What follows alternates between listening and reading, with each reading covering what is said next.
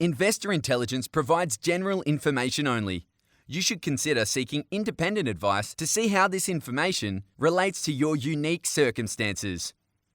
Please refer to the terms and conditions available at investorintelligence.com.au for more.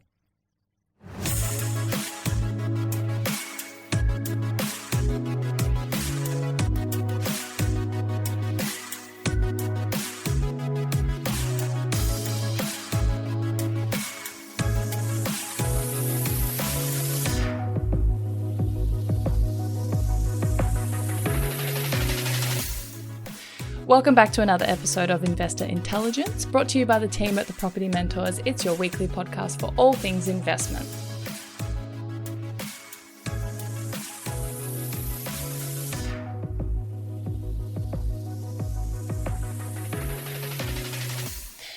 My name is Phoebe Sikowski-Wallace, and joining me today is someone I'm very excited to finally have back, and that is our powerhouse Director of Property Management, Renee Whitehouse. Welcome back, Renee. Thank you so much, Phoebe. Glad to be here.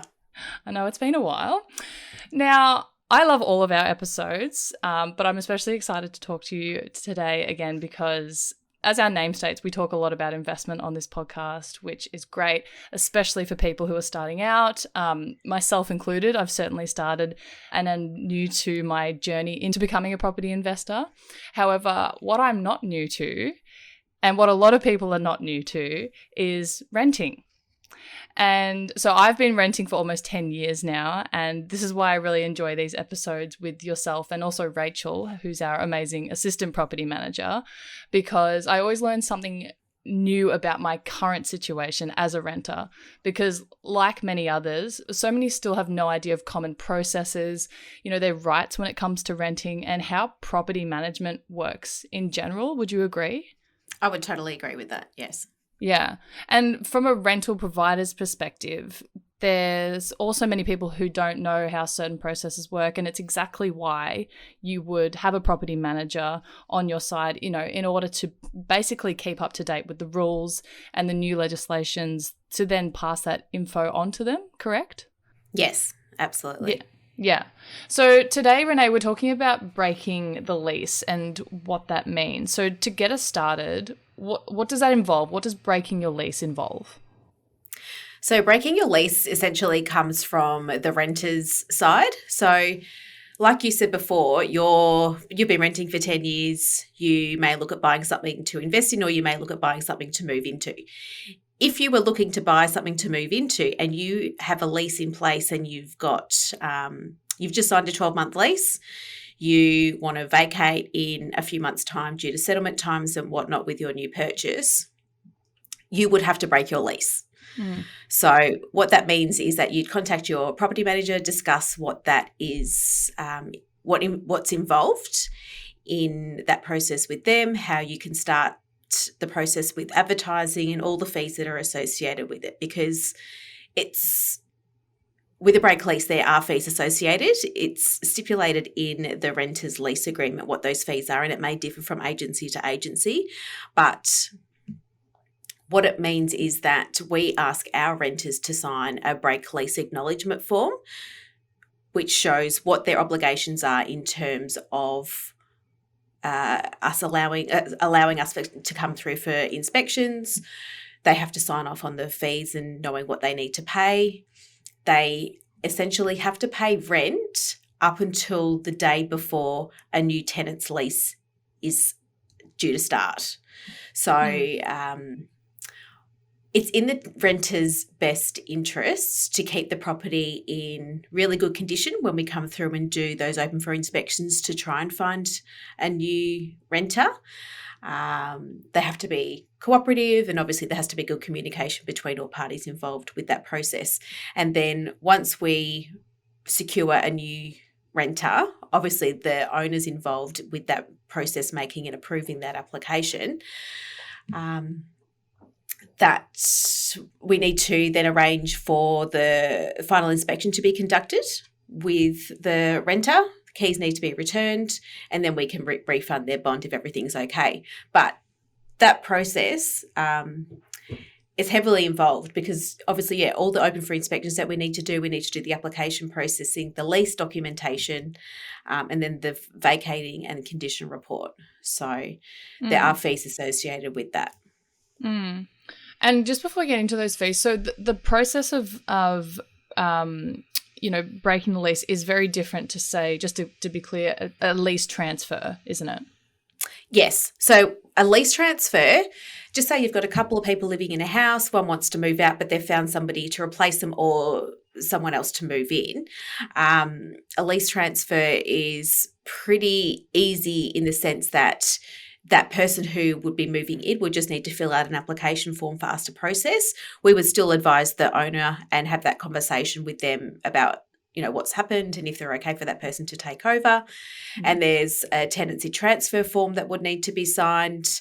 And then also the bond would need to be transferred. So the bond authority don't actually do refunds mid-tenancy. So the person who's vacating, they get their bond money back from the person who's moving in. So as long as that person who's moving in is happy with the condition of the property and the room that they're going to be living in or taking over, then it would just be a straight swap of money. But if there were any issues, I would always stress to the person moving in that they need to have a look at the condition report that was provided at the start of the tenancy to the renters, and then raise any of those concerns with them. Right, because if you move out as someone taking over the lease and you don't do a proper, conditions report, when you all move out and there are issues with the property, you're responsible for them. That goes onto your name. Yeah. Yep. Exactly. I've experienced that many times. well. I've heard some really terrible stories, and it's a shame that property managers weren't informing the renters at the time of what to look out for. But it's very, very important. Because it's a big process just to move house in general, and sometimes you just want to get in there. Sometimes you just want it to be over and done with. So it is easy to miss those, totally little things with the house that you didn't do. But exactly. once you sign that lease transfer, that's a great point to make.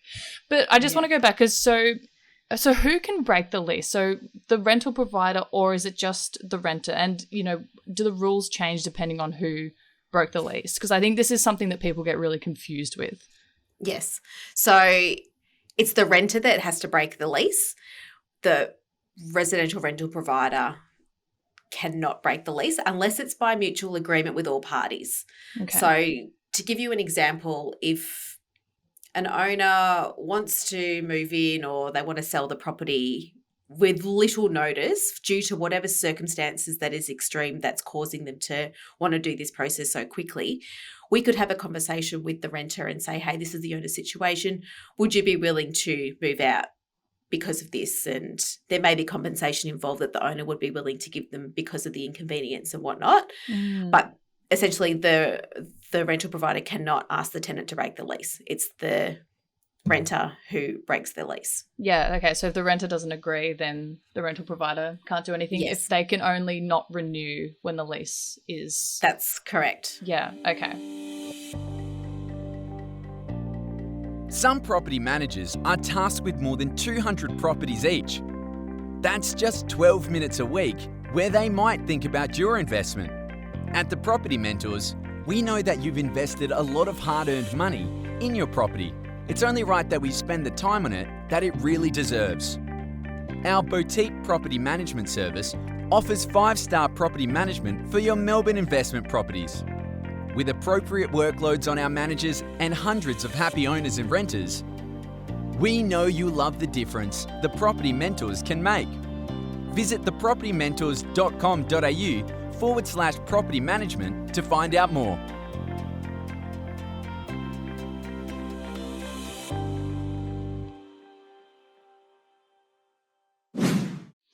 So there seems to be a lot of work involved there when it comes to breaking a lease. So who's responsible for paying for that work to be done? You sort of mentioned fees before, maybe break those down. Okay, so it costs money to advertise the property, and you aren't going to get somebody into the property if it's not online. 95% of our inquiries come from online advertising, whether it's realestate.com, Domain, our website, and any other website that an agency chooses to use. But we've found that REA and Domain are the most common with the level of inquiry that comes through the door. So it costs us to put those ads online. So that fee gets directly passed on to the renter, because when the property was leased in the first instance, we charged the residential rental provider that same exact fee. So the renter pays for the full advertising cost.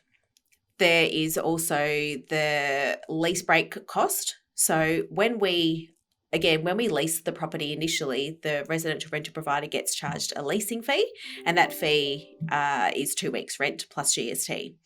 So if a tenant, for example, has 6 months left on their lease agreement, the pro rata portion of the leasing fee is 1 week's rent. Okay. So 1 week's rent plus GST. So we then on-charge that fee to the renter, and then the other half of that fee gets charged to the owner, because at the end of the day, when we lease the property again, we're going to sign another 12-month lease. So there's still 6 months left on top of what the other tenant's lease was that the owner has to then pay for.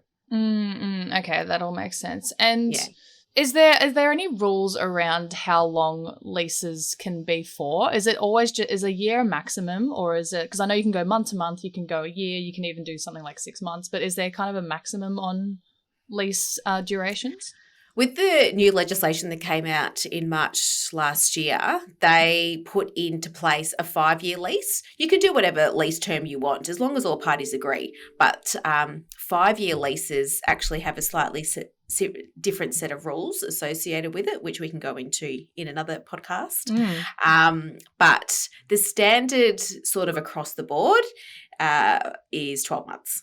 Yeah. So I would not usually advise an owner to sign on somebody new for more than a 12-month period when they first move in, because you're not sure if they're going to fit into the property. There could be issues, or they could love it. And then at the end of that time, we would be happy to offer them maybe another 12, 18-month, 2-year lease, depending on everybody's circumstances and if everyone mutually agrees. But 12 months is generally pretty standard, unless it's stated otherwise in the advertising. Yeah, I think that's reasonable. And like the owner's circumstances might change. They might want to move into it. And exactly. If not all parties agree on wanting to break the lease earlier, then that's just too bad. Yeah, I think 12 months is very reasonable. So what is the process if a renter actually does decide to break their lease? Step by step, what happens? So we ask them to, usually someone would call me and let me know their situation, or they'd shoot through an email. I would then ask them to complete the break lease paperwork, and I would email that for them to sign and return back, acknowledging those fees, and they need to provide me their vacating date so that when we do advertise the property, we can put that date online. I would also then have a conversation with the owner to advise them of what's happening. With advertising the property, if, for example, the tenant's rent is $400 a week, we have to advertise the property at that rent. We can't advertise it at a higher rent, because in the terminology of the Residential Tenancies Act, we have to be seen to be mitigating the tenant's loss. And for us advertising the property at $450 a week, it's not mitigating the tenant's loss. So we need to try and find somebody as quickly as we can to move in, but also at the same time trying to find the right person. So once the tenant has acknowledged and signed that paperwork, I've advised the owner, we can then get the property online, and then we arrange for inspections to be held with the renters, approval of days and times and whatnot. And I would also have that conversation that they need to make sure that the property is presented well, which will then hopefully entice people to make an application. Yeah, okay. So I think from a renter's point of view, it's really important to realise that it is a long process, and it's not just, we want to move out, you just get anyone in. Oh, yeah. You want the rental provider to have someone decent in the house who's going to look after the house, and you've got to realise that they might be losing out on rent. So there is a long process. So I think from a renter's perspective, that's really, really good to know. Yeah. And so once we've started doing those open for inspections and then we receive some applications, we'll put those forward to the owner after we've done our processing and reference checks. Once one is approved, we will get them to sign off on the lease agreement, and then we'll advise the person who's breaking their lease of the time frame so that they know exactly when they need to pay the rent to, which is the day before the new lease starts. I can arrange with them for me to come through and collect the keys and do the final inspection, and we can discuss their bond. If the inspection's all good and there's no dramas, then we can refund their bond straight away, as long as all the fees are paid and their rent is paid up to on time. But if there's any maintenance or cleaning or damage that has been caused by the renter moving out, then we can discuss that with them then. Yeah. And then that may delay their bond being refunded. Yeah. So all good stuff to keep into consideration. Yeah. So Renee, to finish off, do you have any advice for people or for rental providers or the renters who are thinking about breaking their lease? Everyone's circumstances vary, and people break their leases for all different reasons, whether it's their purchase of property or they're moving interstate for a job or a relationship breakdown. Like, life happens to all of us. I think it's just important to be aware of what the costs are, be willing to be cooperative with your property manager, be a little bit flexible, and take their advice on board. Yep. I think that's fantastic. So it's always fascinating to learn this stuff because, again, after 10 years, you'd think that I'd be all over this, but things change. I'm still not around it. But I hope that clears up a few things for a lot of people, both from a rental provider and a renter's perspective, because, again, it just seems like it's just so easy to miss things. But Renee, thank you so much for your time today. I look forward to having you back on again soon. Thanks for having me.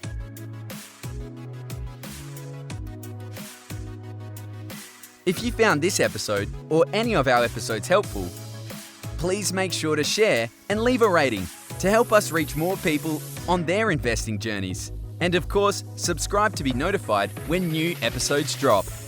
Make sure to follow the podcast on Instagram @Investor Intelligence Podcast. You can find links to our other socials in the show notes, including a link to the Property Mentors weekly blog. If you're ready to get your property portfolio in shape for financial freedom, check out Luke's latest book, Property Fit. You can get yourself a copy at www.propertyfitbook.com.au.